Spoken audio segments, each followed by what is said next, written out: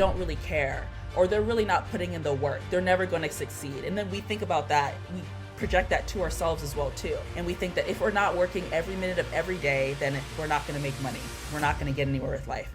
And that's simply not true. We need. How are you able to kind of find out whether or not you're just experiencing like common stress or common anxiety with your work, or whether or not it is like burnout? One of the things that I was kind of thinking about or looking at before this conversation, just kind of looking at some of the stats of who's impacted by burnout and kind of what that looks like. But one thing that kind of stood out to me was that a lot of... So Alex, I know I'm going to put you in a very difficult spot.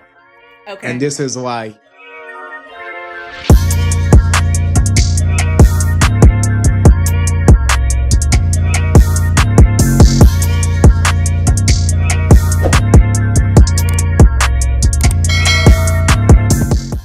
Alex, thank you so much for joining us today. So could you tell us a little bit about who you are? Because me and Q, we know, but everybody else might not know. So tell us a little bit about who you are.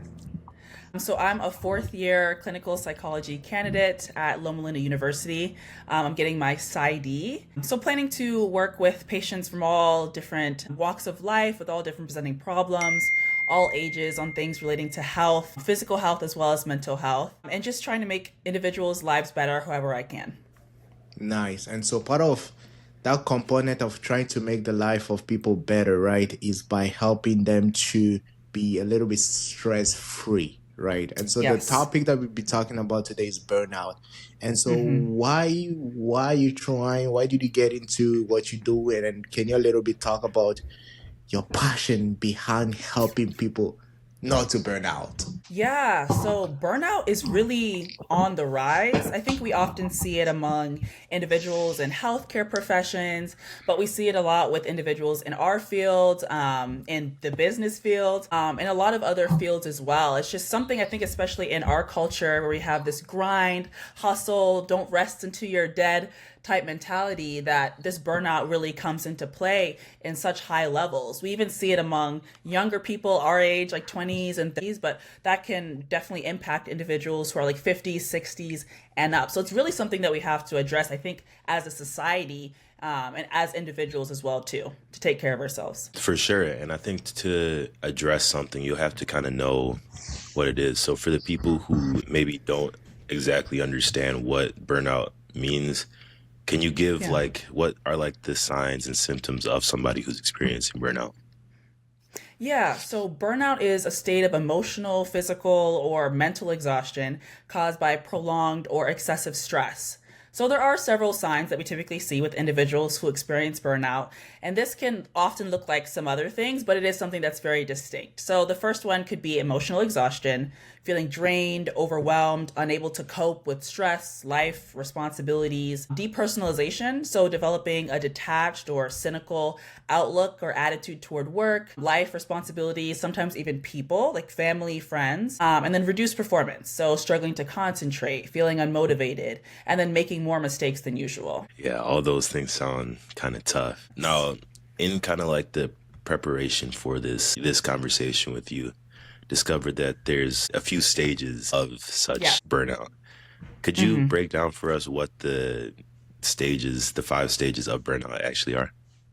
Yeah, so it's something that's typically pretty insidious in that it doesn't just happen, but it's something that is built up over time. So the first one we like to call the honeymoon stage. So, everything's all right, peachy, you have high energy, you're motivated, you're committed to your job, your responsibilities. But some of the warning signs that we start to see, even in this really early stage, is that you're overcommitting to too many things. You're neglecting self-care. Maybe you're working longer hours than usual because you're just so excited, so pumped, so passionate about whatever you're doing. Then you start to see this onset of stress. So you start to realize that work or responsibilities are becoming a lot more demanding. Some warning signs there could be increased fatigue, some occasional anxiety or difficulty concentrating. Maybe you're skipping breaks that you would typically take, or you want to work through lunch, irritability, and then some mild physical symptoms like headaches, maybe an upset stomach, things like that. Then you have chronic stress. So this is where it really starts to pick up. So stress becomes persistent. It affects productivity and emotional well-being. You're going to feel overwhelmed, Procrastination is going to be on the rise. Emotional withdrawal. So could be from colleagues at work, could be your family, could be friends. Difficulties with sleep. So you typically might see poor quality sleep, feeling really fatigued during the day, sleeping too much or sleeping too little, and even some digestive issues that we start to see. And then you kind of go into burnout. So this is kind of when it's full blown. So you have like the mental, emotional, and then physical exhaustion will set in. Sense of helplessness, detachment, or cynicism toward work or life. Again, chronic fatigue, that loss of motivation, depression or anxiety, and then increased mistakes and reduced performance. Then the fifth one is kind of when you've experienced this full-blown burnout for a long time, it becomes habitual. So this is pretty severe. So it becomes a long-term state, leading to that really deep emotional exhaustion and potential health consequences. It can lead to really persistent depression, chronic physical illness, extreme apathy, or even career or relationship breakdown. So again, kind of as you saw as I walked through each stage, it's something that starts pretty insidious. Like it starts really slow. You're feeling maybe a little bit more stressed. You're putting a lot into work. But then over time, we kind of see how this stress starts to really impact you emotionally, physically, and then impact the people around you as well. So there's a book that was written by David Goggins, right? He makes a very interesting suggestion, which is when you are young, you should literally work extremely hard, right? Basically minimum resting, burn the midnight oil and just work. And his whole rationale behind it is because down the line, then you can now reap the fruits of all the hard work that you put earlier on. And so what's your take on that? Man, this is something I think that we hear often, especially in older generations, because if we think about it, that's really what life demanded of them at that time. In order to have food on the table, in order to have clothes to wear, in order to send your kids to school, if that was even a possibility, you had to constantly be working. You had to work for every single thing you had, often with your hands, for really long hours. Now, thankfully, we've kind of, in terms of, modernization, moved away from those types of things, responsibilities. And so a lot of things are more convenient. We're able to do more things with the click of a button, or we can talk to someone, hire someone, etc., this or that. But that mindset of grinding and never taking any rests and making the most out of your 20s, and then you can rest later, is still so harmful. I mean, anxiety, depression, all mental illnesses, physical illnesses, chronic illnesses are on the rise. And this is often because there's a lack of balance. There's a lack of seeking support. There's a lot of just recognizing the signs within yourself that, hey, something's wrong, or maybe I need to take a rest or a break, or even allowing yourselves to do this. Because some individuals might look at you and think, oh, they're taking a break. They're not serious about this. Oh, they don't really care, or they're really not putting in the work. They're never going to succeed. And then we think about that. We project that to ourselves as well too. And we think that if we're not working every minute of every day, then we're not going to make money. We're not going to get anywhere with life. And that's simply not true. We need rest. We need balance to be able to work effectively. Right. And so on that point of balance, do you think that balance is something that is individual, meaning that everybody needs their personal time, or do you think we can have a general idea of what that balance look like? Man, that's a good one. I think it definitely starts with self. Societal changes are some things that happen on a really, really, really slow basis. So I don't think that's something that we could necessarily off the bat expect from even a corporation or organization we work for or society as a whole. But I think starting with yourself and recognizing what your boundaries are, what are things that are valuable to you, like is rest important? Time with your friends and family, time to yourself. Is self-care important to you? Is making sure that you get a good night's sleep? Like all these things, like if these are things that align with your values, then you really seriously need to look at your life and make lifestyle changes that fit those values. Now, you can definitely advocate for yourself when it comes to work. You can talk to your managers, your supervisors, join unions. I mean, there's a lot of things that you can do to advocate to make changes, even in the workplace. As society as a whole, you can vote for things that are going to impact work. I know there's always talk about wanting to shorten the work week to 4 days, 10 hours, things like that can impact society as a whole and reduce this grind, grind, grind until you die type mindset. But if we even look outside to countries outside of America, there are countries that have built-in rests in their day. I remember when I was studying abroad in Spain, they have a siesta where they take 3 to 4 hours in the middle of the day. They might go home, take a nap. They might do responsibilities around the house, run errands, whatever they want to do in the middle of the day. And then they'll reopen their stores or businesses later in the day. And if we compare the productivity or just mental health of individuals that live here in the United States versus individuals that might live in some of these countries, we see reduced burnout. We see reduced incidences of depression and anxiety. We see them spending more time with their family. We see just more happiness, contentment, and satisfaction with life. So I think that we as a society have a lot to learn, but I think it really starts with us. We really have to make those changes that are going to support the life that we want to live and support the values that we have. For sure. So speaking of like the values that we have, right? As what you were talking about, it seems like America's main value is like the hustle culture, being as productive as possible, as early as possible, and accumulating as much wealth as one can. Whereas in potentially the other countries that you were talking about, the value might be seen a little bit differently.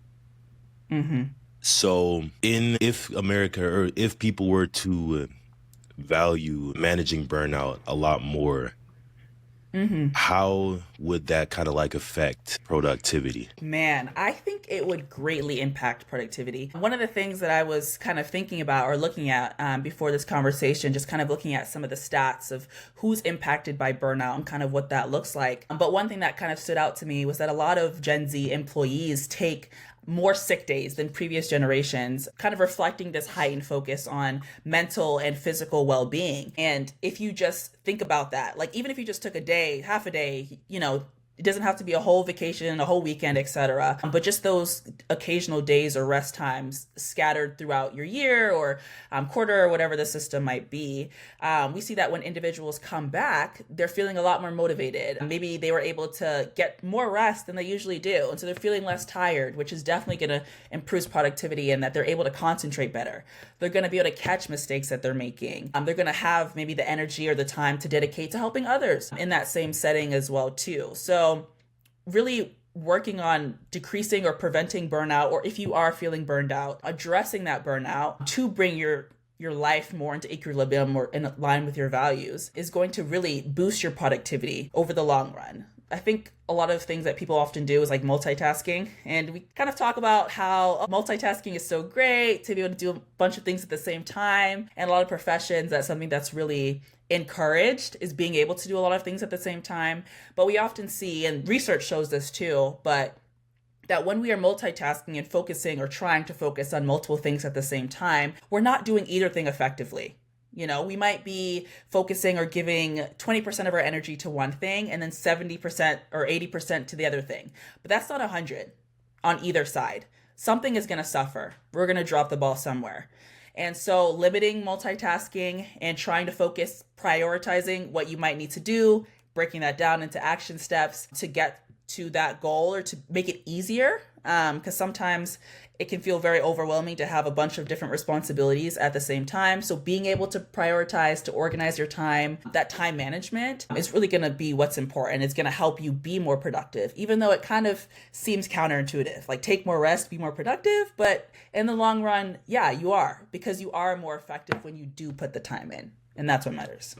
I think that the point that you made about multitasking is a great point, because I've fell into the trap of thinking that if I just do, I'm the type of guy who wants to like do everything, right? So it's like doing two things at the same time in your mind, or in my mind. Let me speak for myself. Let me not speak for everybody. But in my mind, it's like if I'm doing two things at the same time, then I'm getting both done quicker. You feel what I'm saying? Yeah. But I think that's a good point that you bring up with if you do not put your full focus in something, you're not giving it your 100%. And what's the use if you don't give it your 100%? Exactly. As you were talking, right? I think how are you able to kind of find out whether or not you're just experiencing like common stress or common anxiety with your work, or whether or not it is like burnout. Like, do you know, is there like a potential like test? Is there a potential diagnosis of some sort that one would have to go through to know what the difference is between the two? Yeah, so there are several inventories and questionnaires that you can do to assess burnout. But the most popular is the Maslow Burnout Inventory, the MBI. And essentially just has you do, I think it's like 20 different items, and you rate them on a scale from one, which means never, to always. And they assess different categories of burnout. So they talk about emotional exhaustion, work related detachment and cynicism, reduced performance and productivity, and then physical and emotional symptoms. So lower scores would obviously indicate like a low burnout risk, whereas higher scores would indicate like high to severe burnout, where you would need to take immediate steps to reduce stress or even consider professional help. So as I talked about before in the stages of burnout, especially as we got to the full blown and then habitual burnout, we see higher levels of anxiety and depression. They overlap a lot, especially the depression portion, that loss of pleasure in doing things that you used to, sleep disturbances, difficulty concentrating, like changes in health, that those are overlaps between burnout and depression. And so doing different inventories and stuff like this can really help to figure out where you are on that burnout scale. And then if you notice that your scores are higher to like the high or severe category, I would definitely say talk to somebody. Could be a mentor, a friend, a therapist, could be someone at your job as well too. They can maybe provide support in managing your workload, divvying up responsibilities, just advocating for yourself to make your life fit those values that we were talking about. So let's talk a little bit about ways in which we can reduce the burnout, right? So what are different ways people can actually reduce the burnout? Man, so the very first one obviously is to identify and address the root cause.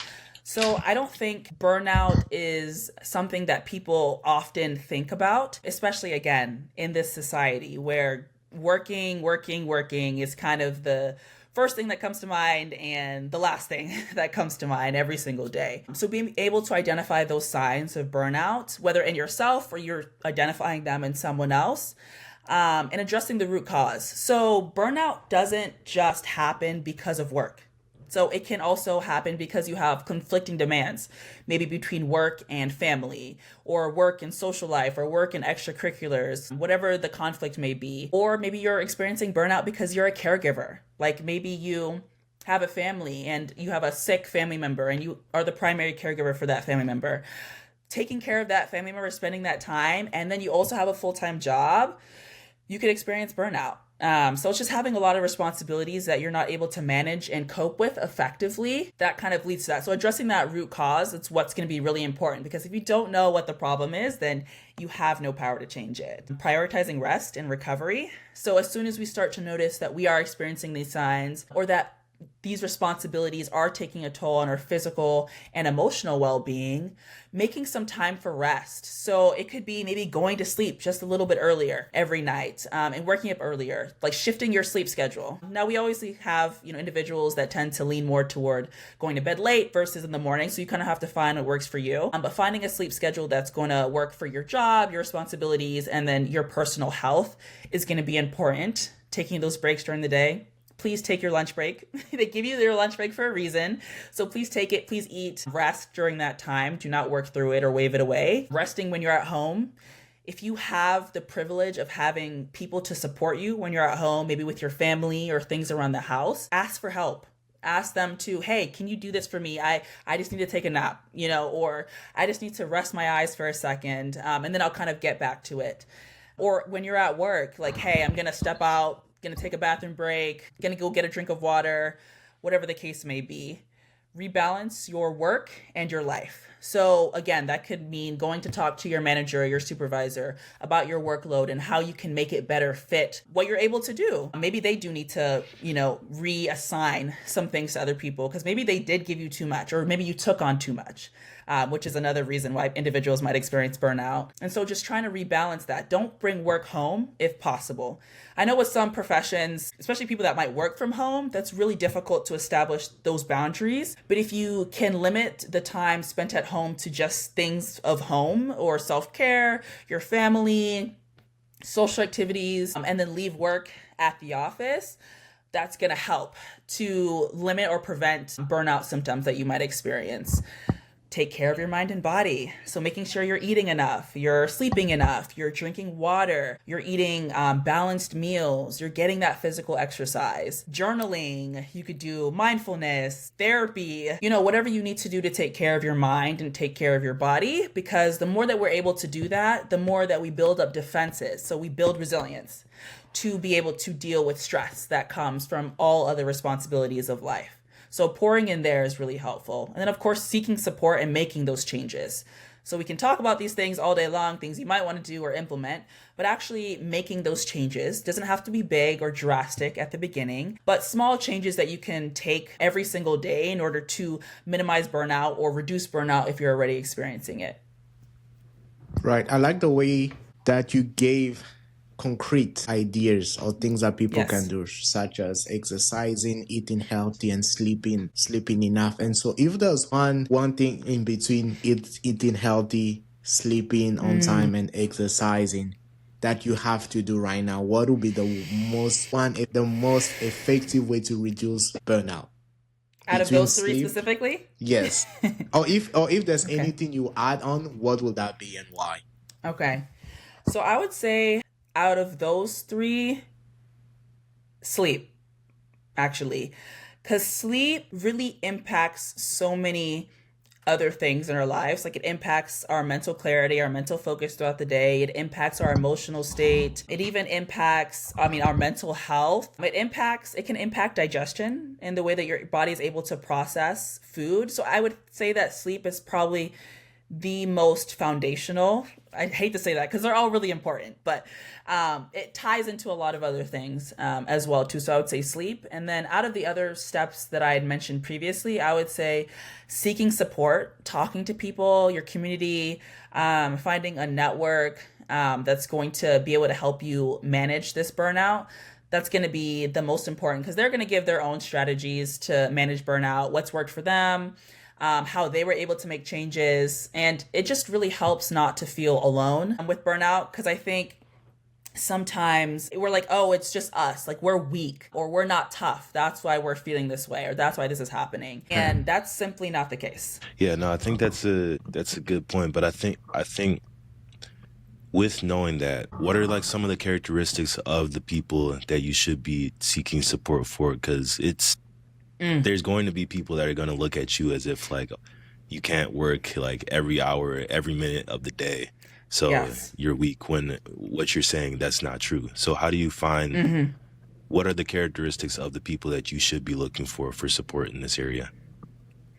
Well, in terms of support people, I would definitely say start with the support system that you already have. So start with your close friends or family members that you already know support you, and believe in your ability, people that you can trust, that you know are not going to judge you. In the workplace, it can sometimes be difficult depending on your supervisor, your boss, or even the colleagues around you. So you might want to be a little bit more careful there in terms of what you share with individuals. So I don't think it necessarily has to be, hey, I'm experiencing burnout, like I am super depressed, all this. You don't have to indulge or like explain every single little thing to them in that way. But if you yourself notice that you are experiencing this or that your work has been effective, you can say, hey, so I have these different responsibilities that I need to get done. Would you mind tackling this one? Or I could use some support in this area, without necessarily going into everything that's going on with you. So that could be a way to express that to someone and get that support in a more indirect way. But sometimes businesses or companies have like an employee assistance program where they provide emotional support for individuals that are experiencing burnouts or interpersonal conflict within the workplace. Even here at Loma Linda, they have that type of program for its employees where you are able to get counseling services if you do need it. You can get help with choosing your career, managing stress, family life, work-life balance, whatever the case may be. So if that is an option, I would definitely say go there. Like, they're not going to share your business with anyone, so that would definitely be a safe place. But someone that you can see values that work-life balance. So sometimes, especially if you were going to interview at a job and one of the values maybe of the company or of the boss in particular, the person that was hiring you, was having that work-life balance. Like maybe they mention family, or you bring up family, and you can see that that's something that's shared, is having that time or that balance. That could potentially be someone that you might be able to confide in, or might be able to get some additional support, because they're going to understand and have the similar or same values that you do, and they're going to want to make sure that your life is aligned with those values as their life is aligned with those same values. So they're going to be more likely to help you figure out a way to manage everything, so you don't experience burnout, or minimize or recover from burnout once you've already experienced it. Absolutely. I think the way that you kind of broke that down, it was very sound, very profound. Sam, did you have anything before we like to land the plane? Yeah, and one more question. So, Alex, I know I'm going to put you in a very difficult spot. Okay. And this is why. Me, I sleep pretty early, right? I sleep pretty early. But Qynton, he sleep pretty late. Bro will be out by 3 a.m. I'll be gone by then. I might be almost getting ready to wake up. And so I know it might be very hard. But who is right and who is not right? What's the best practice around sleep? Oh, that is so tough. Because as I was saying before, there are some people that tend to lean toward being like night owls, being like morning people. So I really think you have to assess the quality of your sleep. So sometimes even amount or hours of sleep isn't the thing that you definitely want to get at least 8. But it isn't the end all be all. The quality in terms of how you're able to perform during the day is what's really going to determine if you need to shift your sleep schedule. So that's what I would kind of ask for you guys to look at and assess in your lives. Like, am I super tired? Am I able to concentrate? Am I getting things done? Do I feel like I need to take a nap?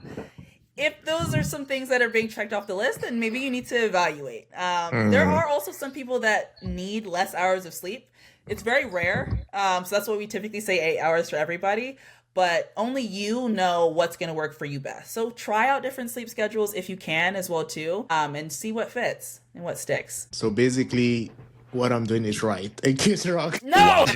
How did you... That's crazy. But I mean, in this society, that typically often lends better to getting things done. Because we do live in a society where you have to wake up early, and not that you have to go to sleep early, because we see that people are out really late. Like, that's also part of our culture too. But waking up early is like a must. So I would tend to say, because I think that works better for me too, like going to bed earlier than waking up earlier. But again, to each their own. You know, if your work allows you to go to work at like 11 or noon, like maybe you don't, you know? Yeah, so Q, join us. That's fair. That's I 2 don't know versus about all 1. that. On the I don't know dark about all that. I don't know about all that. But nah, yeah, appreciate you for coming through, Alexa. I feel like the information that you presented to us and the listeners of this episode were very useful, very sound, and very practical. You know what I mean? Yes. Like, I'm definitely going to be looking to, because again, this is something that I struggle with. Definitely it's going to be something I'm going to look into and try to implement for sure. Yes. For the rest of the Start listeners, sleeping early. I don't know about all that. Get in bed. As long as I get my 8 hours, I can fall asleep at 5 a.m. Ooh. Ooh, I don't know about that. Let's reevaluate. You said rewind. Nah, but for the rest of the listeners of the 1%, you know, if you guys enjoyed the video, if you guys got any type of value, like the video, and we shall catch you guys in the next episode. All right.